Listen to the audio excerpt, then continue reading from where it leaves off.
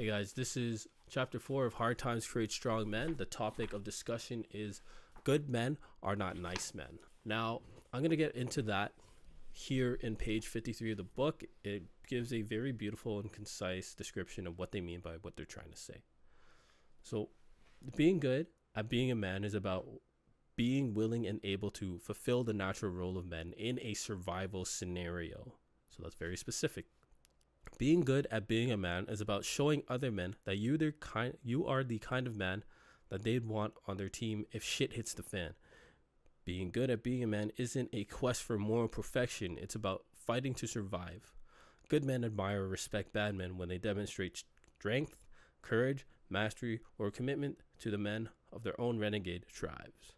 A concern with being good at being a man is what good guys and bad guys have in common. So essentially, it's about baseline being a man that fulfills the role of increasing the survival rate and the prosperity of the people that they are responsible for. So I'll give a very good example. So the president of El Salvador, he took El Salvador, which was a country known to be one of the most dangerous countries in the world, with one of the highest homicide rates in the world.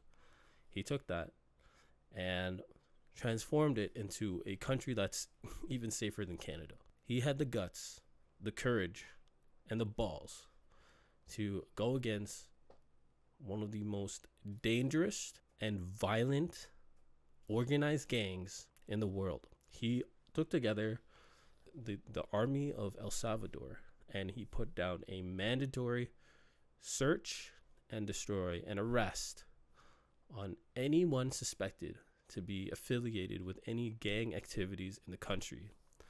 And what happened was it cleaned up the country. People say, oh, you're responsible for the incarceration of 40,000 people, 40,000 men, the biggest mega prison in the world, or if not one of them.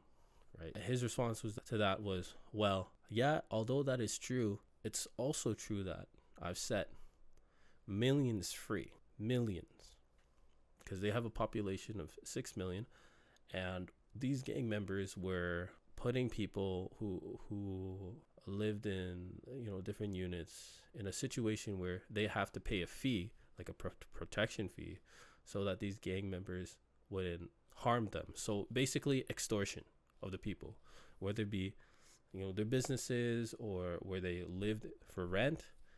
The gangs would extort these people out of money so that they could live or do business. The president set them free, and in other countries where we see this, where like they're plagued by highly violent gangs, the leaders that go against these kind of gangs it's not uncommon that they mysteriously are a victim of an unaliving. So that it would be a very good example of a man that is good at being a man. At the very baseline of survival, is that a person that you want on your team that will provide great value to the prosperity and the survival of your people? Is this a competent leader that people will want to get behind, or is this a competent contributor to society that will help people live a better life, prosper, and protect? So that's essentially chapter 4 in a nutshell. Thank you for watching, and have a great day.